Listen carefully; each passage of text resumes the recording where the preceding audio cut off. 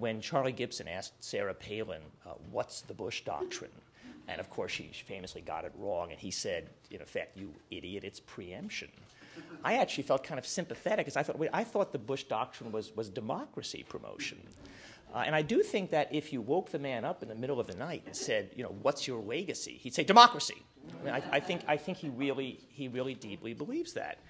The Bush Doctrine, in effect, is a combination of these two things: preemption on the one side and democracy promotion on the other. And there's a certain logic to that.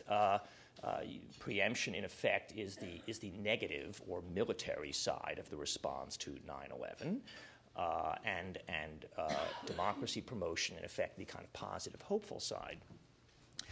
But it's easier to understand how the military part of this came about than how this political part of it came about. I mean, you can see clearly the combination of the shock of 9/11, the fact that we suddenly discovered that not armies that we could easily see and track, but small numbers of terrorists in remote places could attack us.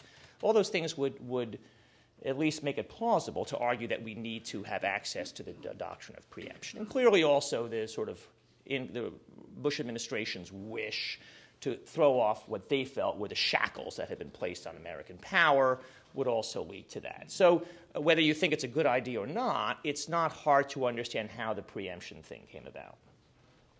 That's not quite true of the democracy promotion thing. I mean, after all, Bush was not, in 2000, Bush was not the candidate of foreign policy adventures and ideals. Quite the opposite. I mean, the neoconservatives had all lined up behind McCain, not behind Bush.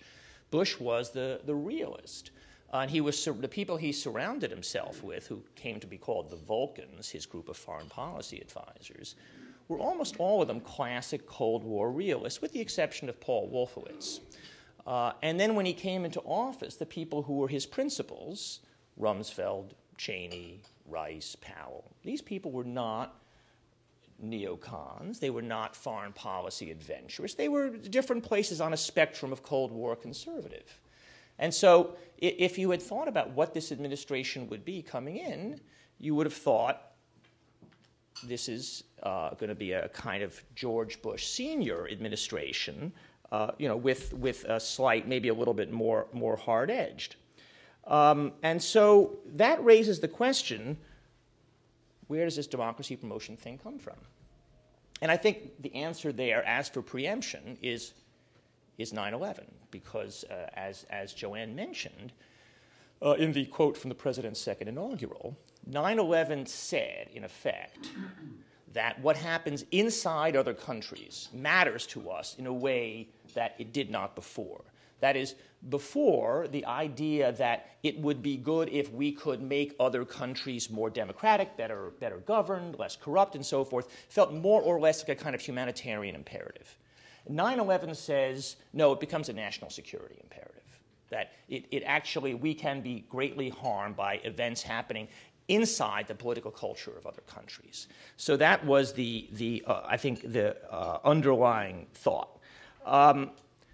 But this then, I think, merged with Bush's own psychology in a way that proved to be really toxic.